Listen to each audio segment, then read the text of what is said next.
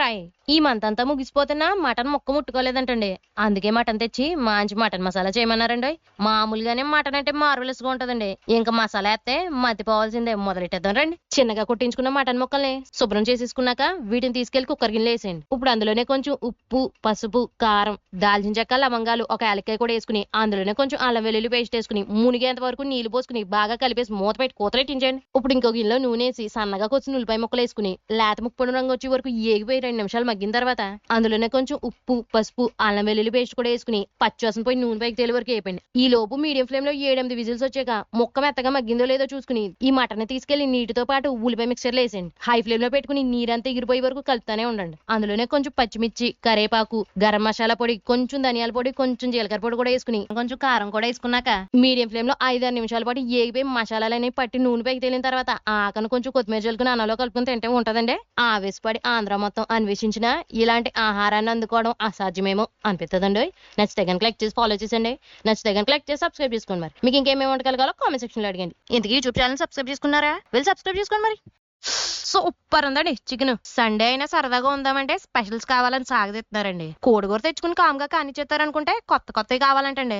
కాదనిలేం కదండి, కుక్ చేసేద్దాం రండి. మీరు ఒక కోడిని తీసుకుంటే ఇలా 6 లాలీపాప్లు వస్తాయండి. చివరిన చాక్తో గానీ కత్తితో గానీ కట్ చేసేసుకుని ఇలా లాగితే లాలీపాప్లు తయారైపోతాయండి. ఇప్పుడు అందులో కొంచెం ఉప్పు, కారం, మిరియాల పొడి, అల్లం వెల్లుల్లి పేస్ట్, గిలక్కొట్టిన కోడిగుడ్డును కూడా 2 చెంచాలు వేసేసుకుని అందులోనే ఉంటే కొంచెం సోయా సాసు, నిమ్మకాయ కూడా పిండేసుకున్నాక చెంచాడు కార్న్ ఫ్లోర్, చెంచాడు మైదా పిండి కూడా వేసుకుని శుభ్రంగా కలిపేసుకుని అరగంట ఆగాక వీటిని సలసలా మరుగుతున్న నూనెలో ఒక్కొక్కటిగా వేసేసుకోండి. నిదానంగా అటు ఇటు తిప్పుకుంటే వేపేసుకోండి. అయితే 10 నిమిషాల పాటు నిదానంగా వేపేసుకున్నాక ముదురు ముక్కు పొడి రంగులోకి మారిపోయాక తీసేసుకుని పక్కన పెట్టేసుకోండి. ఇప్పుడు ఇంకో గిన్నెలో నూనె వేసి సన్నగా తరిగిన అల్లం, వెల్లుల్లి, పచ్చిమిర్చి ఓ నిమిషం వేగిన తర్వాత కొంచెం సోయా సాసు, టమాటా సాసు, వెనిగర్ కూడా వేసుకుని కొంచెం నీరు పోసుకుని నీళ్ళు బాగా మరుగుతున్నప్పుడు కొంచెం ఉప్పు, కారం కూడా వేసేసుకుని మనం పెట్టుకున్న చికెన్ అందులో వేసేసుకోండి. హై ఫ్లేమ్ లో నీరంతా ఎగిరిపోయి జ్యూసీగా మారి వరకు టాస్ చేసేసుకుని ఆకన కాస్త కొత్తిమీర జల్లుకుని వేడిగా ఉన్నప్పుడే తీసుకుని తింటే ఉంటదండి. చికెన్ లాలీపాప్స్ ని చాలా బాగున్నాయని లొట్టలు వేసుకుంటూ తింటుంటే లెక్కలేనన్ని లక్షలు లాటరీలో లభించి లక్షాధికారులు అయ్యామా అనిపిస్తుందండి.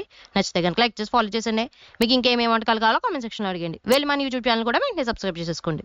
మై గాడ్, గోంగూర పచ్చడిలా మరి కార్తీక మాసం వచ్చేస్తే కక్క ముక్కను కొరకడానికి ఉండదు కదండి. అందుకని గోంగూర వేసి కాస్త ఘాటుగా పచ్చడిలతో పిచ్చెక్కిచ్చేదో వచ్చేయండి. ఒక గిన్నెలో నూనె వేసి అరకట్ట గోంగూరాకులు వేసుకుని మూత పెట్టి 3 నిమిషాలు మగ్గబెట్టారంటే ఇలా దగ్గరికి అయిపోతుందండి. నీరంతా పోయిన తర్వాత చల్లార పెట్టేసి మిక్సీ జార్లో వేసుకుని మెత్తగా మిక్సీ పెట్టేసి పక్కన పెట్టేసుకోండి. అందులోనే కొంచెం నూనె వేసుకుని 1/2 కేజీ రొయ్యలు వేసేసి కొంచెం పసుపు, ఉప్పు కూడా వేసుకుని నీరన్నది లేకుండా ఇంకిపోయి నూనె పైకి తేలి వరకు ఏగిన తర్వాత తీసి పక్కన పెట్టేసుకోండి.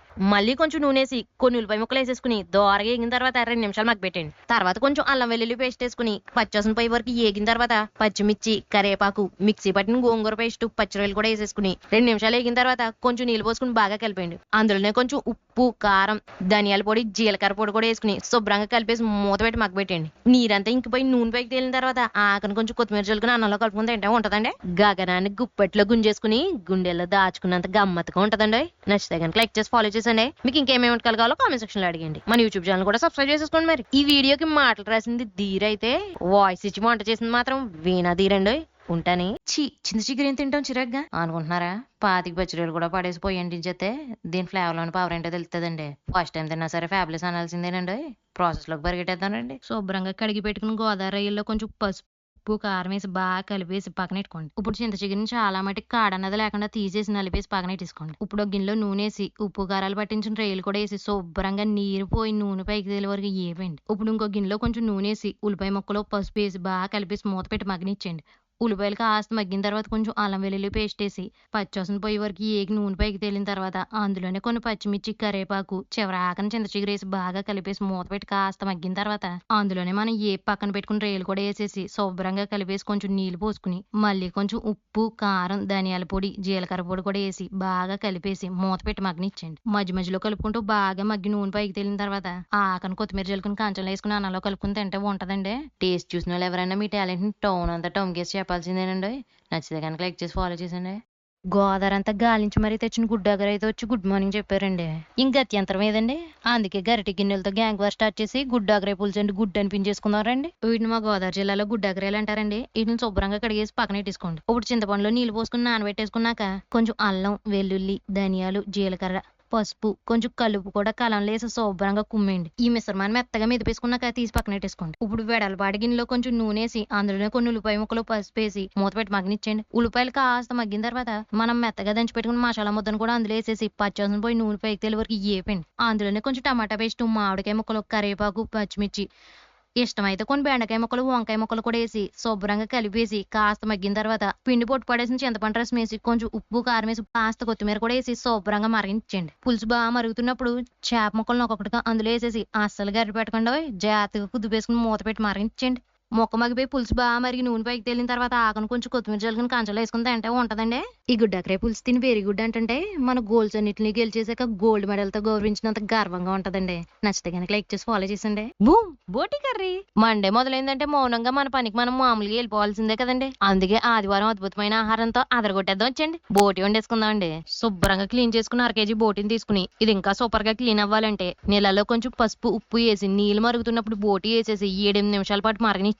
తర్వాత వాచేసి పక్కన పెట్టేసుకోండి. ఇప్పుడు ఒక మిక్సీ జార్ లో ఎండు కొబ్బరి, ధనియాలు, యాలకులు, లవంగాలు, దాల్చిన చెక్క, అందులోనే అల్లం, వెల్లుల్లి, నానబెట్టిన గసగసాలు కూడా వేసుకుని ఆఖరిన టమాటా ముక్కలు, ఉల్లిపాయ ముక్కలు కూడా వేసుకుని మెత్తగా మిక్సీ పట్టేసి పక్కన పెట్టేసుకోండి. ఇప్పుడు ఒక గిన్నెలో నూనె వేసి అందులో బిర్యానీ ఆకు వేసాక మనం మిక్సీ పట్టిన మిశ్రమం కూడా అందులో వేసేసుకుని కొంచెం ఉప్పు, పసుపు వేసి బాగా వేపండి. దగ్గర పడి నూనె పైకి తేలి వరకు వేగిన తర్వాత అందులో బోటి ముక్కలను వేసుకుని శుభ్రంగా వేపండి. ఆపకుండా నీరంతా ఎగిరిపోయి నీచు వాసన పోయే వరకు వేగిన తర్వాత మూత పెట్టి 2 నిమిషాలు మగ్గనిచ్చండి. అందులోనే పచ్చిమిర్చి, కరివేపాకు కూడా వేసుకుని ఓసారి కలిపేసి మునిగేంత వరకు నీళ్లు పోసుకుని నీళ్లు బాగా మరుగుతున్నప్పుడు అందులోనే కొంచెం కారం, మిరియాల పొడి కూడా వేసుకుని గరం మసాలా కూడా వేసి ఓసారి కలిపేసి మూత పెట్టి కూతలెట్టించండి. సిమ్ లో 7-8 విజిల్స్ వచ్చిన తర్వాత ముక్క ఉడికిందో లేదో చూసుకుని నీరంతా ఎగిరి పెట్టేసుకుని ఆకను కొంచెం కొత్తిమీర జల్లుకుని అన్నంలో కలుపుకుని తింటే ఉంటదండి. బోటి తిని బ్రహ్మాండంగా ఉందని భోజనం తట్టగానే బుర్జ్ ఖలీఫాకి బంగారు పొత్తు పూయించి బహుమతిగా బహుకరించారా అనిపిస్తుందండి.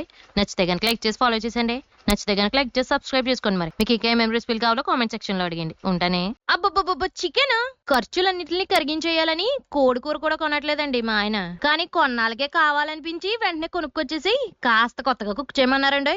కానీ చదవనండి. పసుపు, ఉప్పేసి చికెన్ శుభ్రం చేసేసుకుని పక్కన పెట్టేసుకోండి. ఇప్పుడు గిన్నెలో ధనియాలు, జీలకర్ర, యాలక్కాయలు, ఎండుమిర్చి, కొంచెం జాపత్రి, కొన్ని మిరియాలు, లవంగాలు, చిన్న దాల్చిన చెక్క కూడా వేసి దోరగా వేపేసుకుని చల్లారిపోయిన తర్వాత మిక్సీ పట్టి పక్కన పెట్టేసుకోండి. ఇప్పుడు గిన్నెలో కాస్త ఎక్కువ నూనె వేసుకుని పొడుగ్గా కట్ చేసుకున్న ఉల్లిపాయ ముక్కలు వేసేసుకుని పొడి రంగు వచ్చే వరకు జాతగా వేపండి. తర్వాత ఈ ఉల్లిపాయ ముక్కల్లో ఉన్న నూనె శుభ్రంగా పిండేసుకుని పక్కన పెట్టేసుకోండి. ఇప్పుడు అదే నూనెలో అందుబాటులో ఉన్న పలావ్ సరుకులు వేసుకుని కొంచెం అల్లం వెల్లుల్లి పేస్ట్ వేసి పచ్చివాసన పోయే వరకు వేగిన తర్వాత మనం మిక్సీ పట్టిన మసాలా పౌడర్ కూడా అందులో వేసేసుకుని 2 నిమిషాల పాటు వేపండి. ఉన్న చికెన్ ముక్కలను ఒక్కొక్కటిగా సర్దేసుకుని 5 నిమిషాల పాటు హై ఫ్లేమ్ లో వేపండి. అందులోనే కొంచెం ఉప్పు, మునిగేంత వరకు నీళ్లు పోసుకుని కొంచెం కారం కూడా వేసుకుని బాగా కలిపేసి మూత పెట్టి 10 నిమిషాల పాటు మీడియం ఫ్లేమ్ లో మగ్గబెట్టండి. ఈ ఏగిపోయిన ఉల్లిపాయ ముక్కలు మిక్సీ జార్ లో వేసుకుని నానబెట్టిన జీడిపప్పు, కొంచెం పెరుగు కూడా వేసుకుని మెత్తగా మిక్సీ పెట్టేసుకుని ఈ పేస్ట్ ని తీసుకెళ్లి ఉడుకుతున్న చికెన్ లో కలిపేసుకుని మూత పెట్టుకుని సిమ్ లో 5-6 నిమిషాల పాటు మగ్గబెట్టండి. మధ్య మధ్యలో కలుపుకుంటూ నీళ్ళంతా ఇంకిపోయి నూనె పైకి తేలిన తర్వాత కొంచెం పచ్చిమిర్చి, కరివేపాకు కూడా వేసుకుని ఓసారి కలిపేసుకుని చికెన్ ఉడికిందో లేదో చూసుకుని ఆకన కొంచెం కొత్తిమీర జల్లుకుని అన్నంలో కలుపుకుని తింటే ఉంటదండి. చెదల పట్టి చెదిరిపోయిన చిరునవ్వు